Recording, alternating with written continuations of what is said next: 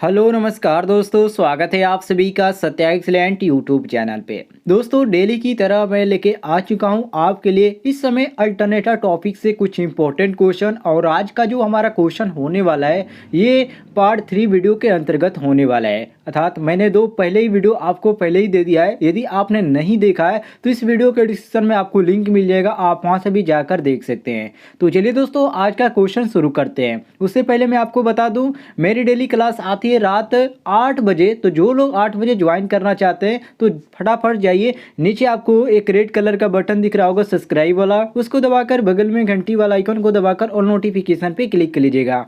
तो चलिए दोस्तों आज का क्वेश्चन शुरू करते हैं।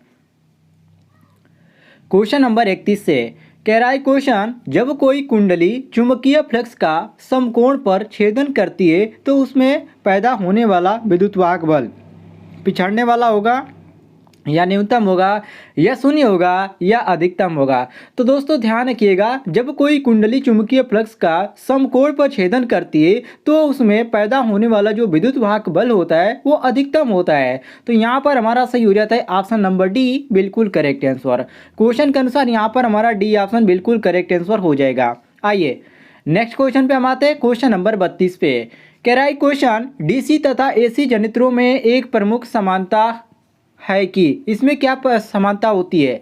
दोनों एसी विद्युत वाहक बल पैदा करते हैं या दोनों डीसी विद्युत वाहक बल पैदा करते हैं या दोनों पल्सेटिंग प्रकार की धारा पैदा करते हैं या दोनों ऑसिलेटिंग प्रकार की धारा पैदा करते हैं। तो दोस्तों ध्यान रखिएगा, डीसी तथा एसी जो जनरेटर होते हैं उसमें एक समानता होती है और ये समानता ये होती है कि दोनों एसी विद्युत वाहक बल पैदा करते हैं। तो यहाँ पर क्वेश्चन के अनुसार हमारा ए ऑप्शन बिल्कुल करेक्ट आंसर हो जाता है। और डेली दोस्तों इस तरह के क्वेश्चन पाने के लिए चैनल को सब्सक्राइब जरूर कीजिएगा। चलिए आगे बढ़ते हैं हम क्वेश्चन नंबर 33 पे। कह रहा है क्वेश्चन, वाष्प टरबाइन चलित अल्टरनेटर्स को प्रायः खाली स्थान घूर्णन गति पर कार्य करने योग्य बनाया जाता है। उच्च या मध्यम या निम्न या उच्च अथवा निम्न दोनों। तो दोस्तों आप ध्यान रखिएगा, वाष्प चलित अल्टरनेटर्स को हमेशा उच्च घूर्णन गति पर कार्य करने योग्य बनाया जाता है। और इसमें क्या होता है, इसमें टरबाइन को घुमाने के लिए वाष्प की तेज धारा अर्थात जेट का प्रयोग किया जाता है। और वाष्प तैयार करने के लिए क्या प्रयोग किया जाता है, तो बॉयलर प्रयोग किया जाता है। तो यहाँ पर क्वेश्चन के अनुसार हमारा सही हो जाता है ऑप्शन नंबर जो यहाँ पर ए दिया गया, हमारा ए ऑप्शन बिल्कुल करेक्ट आंसर हो जाएगा। क्लियर हो गया दोस्तों। आइए आगे बढ़ते हैं हम क्वेश्चन नंबर 34 पे। कह रहा है क्वेश्चन, बेलनाकार रोटर की तुलना में सैलेंट पोल रोटर का व्यास तथा लंबाई दोनों बड़ी होती है या व्यास बड़ी तथा लंबाई कम होती है या व्यास छोटा तथा लंबाई अधिक होती है या व्यास तथा लंबाई दोनों छोटी होती है। तो देखिए दोस्तों आप हमेशा ध्यान रखिएगा, जो बेलनाकार रोटर होता है उसकी तुलना में जो सैलेंट पोल रोटर होता है उसका जो व्यास होता है वो छोटा होता है और लंबाई अधिक होती है। इसलिए कहा जाता है बेलनाकार रोटर की संरचना डीसी मशीन के आर्मेचर की तरह होती है। लेकिन इसमें थोड़ी सी प्रॉब्लम होती है कि इसमें जो कोर होता है वो ठोस रखी जाती है और ये रोटर हल्का होता है और इसके दो चार पोल्स होते हैं, मतलब कि दो भी होते हैं और चार भी होते हैं, दो प्रकार के होते हैं। तो यहाँ पर सी ऑप्शन हमारा क्वेश्चन के अनुसार बिल्कुल करेक्ट आंसर हो जाता है, सी ऑप्शन। क्लियर हो गया दोस्तों। आइए आगे बढ़ते हैं क्वेश्चन नंबर 35 पे।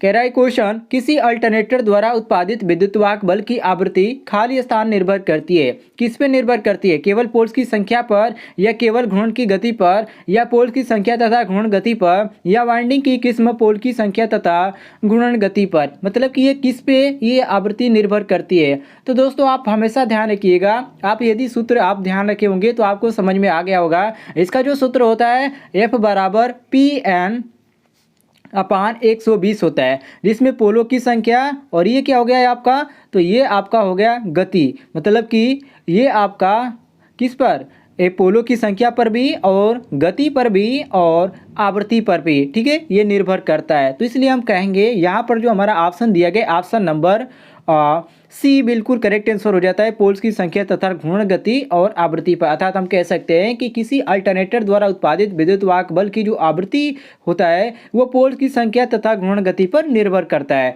तो सी ऑप्शन क्वेश्चन के अनुसार हमारा बिल्कुल करेक्ट आंसर हो जाता है। आइए नेक्स्ट क्वेश्चन पे हम आते हैं क्वेश्चन नंबर 36 पे। कह रहा है क्वेश्चन, एक 4 पोल अल्टरनेटर को 1500 आरपीएम पर घुमाया जाता है तो उत्पन्न विद्युत वाहक बल की अवधि काल होगा। पहला ऑप्शन दिया गया 5 मिली सेकेंड, बी ऑप्शन दिया गया है 10 मिली सेकेंड और सी ऑप्शन दिया गया है 20 मिली सेकेंड और डी ऑप्शन दिया गया 50 मिली सेकेंड। तो दोस्तों आप हमेशा ध्यान रखिएगा, देखिए यहाँ पर आपका जो दिया गया है पोलों की संख्या 4 दिया गया है और घूर्णन गति कितना दिया गया है 1500 आरपीएम, मतलब कि यहाँ पर P का भी मान हमको मालूम हो गया और यहाँ पर हमको N का भी मान मालूम हो गया। तो हम आसानी से सूत्र के अनुसार निकाल सकते हैं। हमारा सूत्र क्या होता है, फ्रीक्वेंसी का पहले हम निकालते हैं। तो यहाँ पर हमारा होता है F बराबर PN/120, ठीक है, ये होता है हमारा सूत्र। अब देखिए P का मान हम क्या रखेंगे 4 और N का मान एक यहाँ पर दिया गया 1500, तो 4 गुणे 1500 और बटे 120। अब देखिए यहाँ से हमारा एक शून्य से एक शून्य कट गया, बचा कितना 4 गुणे 150, तो इसको कीजिए 15 यहाँ पर हो जाएगा और ये आपका कौन सा कितना आ जाएगा, तो ये आपका 50 आ जाएगा। कितना आएगा दोस्तों 50 हट आ जाएगा। अब देखिए अब इसमें आगे पूछ रहा है कि विद्युत वाहक बल की अवधि ज्ञात कीजिए। तो विद्युत वाहक बल की अवधि ज्ञात करने के हम क्या करते हैं 1/50, ठीक है, अर्थात 1/50 यहाँ पर लिख देते हैं और अवधि मिली सेकेंड में किया जाता है तो ये हमारा 20 आ जाएगा, ठीक है, 20 मिली सेकेंड आ जाएगा। तो यहाँ पर कौन सा ऑप्शन सही हो जाता है, ऑप्शन नंबर हमारा जो सी दिया गया है ये क्वेश्चन के अनुसार ऑप्शन नंबर सी हमारा बिल्कुल करेक्ट आंसर हो जाता है।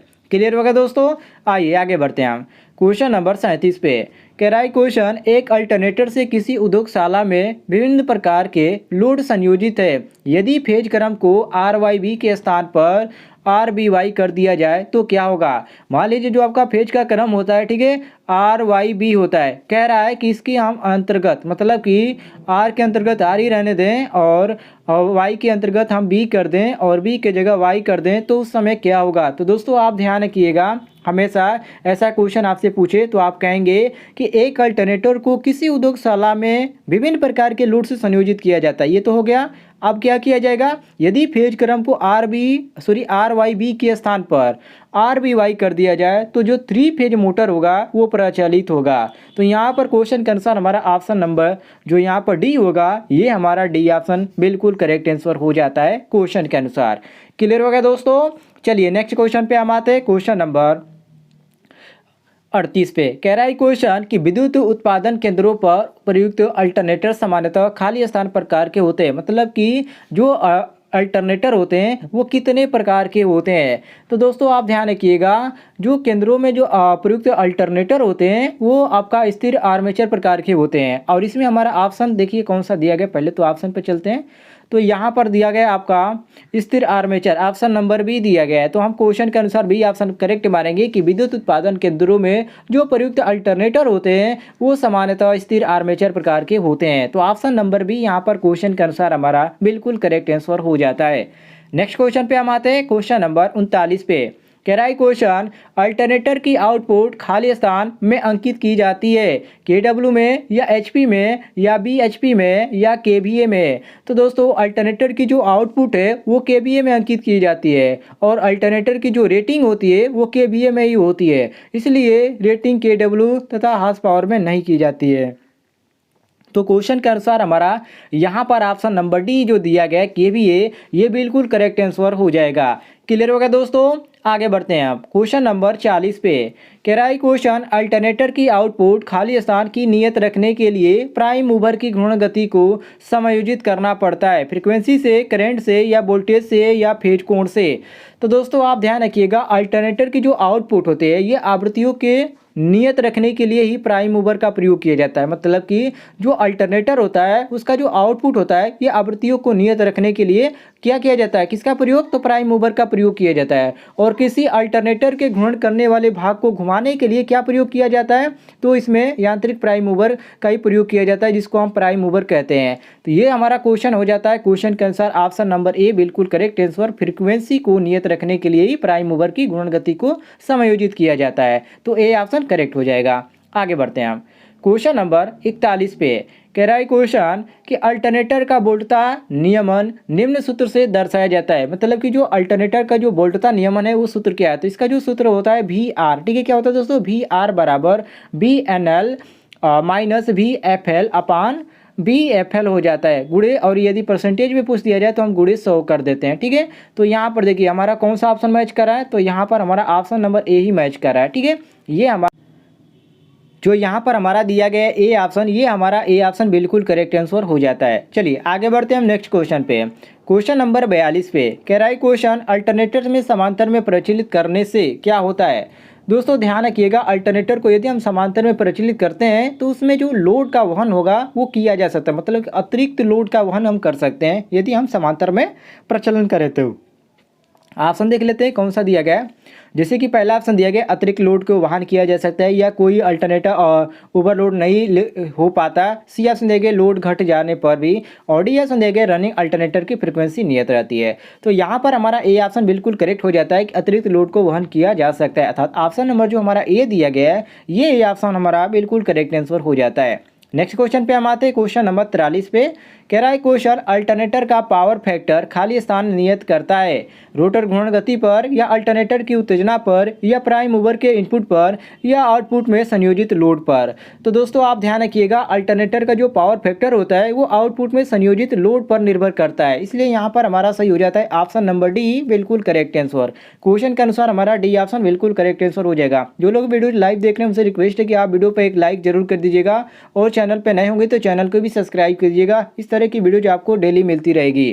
क्वेश्चन नंबर 44 से शुरू करते हैं।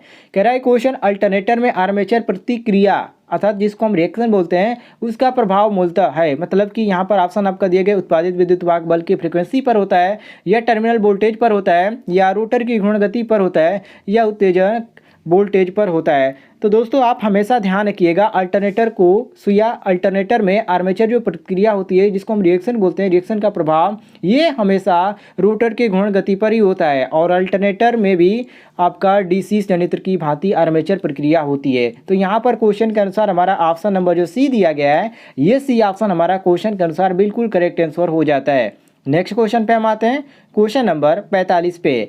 कह रहा है क्वेश्चन अल्टरनेटर को अत्यधिक उत्तेजित मतलब कि ओवर एक्साइटेड कहा जाता है जबकि वह खाली स्थान कार्यरत है। मतलब कि आप सभी को मालूम है जो अल्टरनेटर होता है उसको हम अत्यधिक उत्तेजित मतलब कि ओवर एक्साइटेड कहते हैं, लेकिन जब कि वह खाली स्थान यहाँ पर दिया गया है कार्यरत है, मतलब कि ये किस पे कार्य कर रहा है, इकाई पावर फैक्टर पर या पिछड़े हुए पावर फैक्टर पर या आगे बढ़ते हुए पावर फैक्टर पर या शून्य पावर फैक्टर पर। तो हम कहेंगे दोस्तों कि अल्टरनेटर को अधिक उत्तेजित कहा जाता है क्योंकि वो आगे बढ़ते हुए पावर फैक्टर पर कार्य करता है। और अल्टरनेटर में उत्तेजक की दो विधियाँ होती है, इसको भी ध्यान रखिएगा, एक आपका सेल्फ एक्साइटेड होता है और एक आपका होता है जिसको हम पृथक उत्तेजित अल्टरनेटर कहते हैं, मतलब कि स्व उत्तेजित अल्टरनेटर और एक आपका होता है पृथक उत्तेजित अल्टरनेटर। तो इस तरह यहाँ पर दो इसके उत्तेजित विधियाँ हो जाती है। तो यहाँ पर क्वेश्चन के अनुसार हमारा सी ऑप्शन बिल्कुल करेक्ट आंसर हो जाता है कि आगे बढ़ते हुए पावर फैक्टर पर।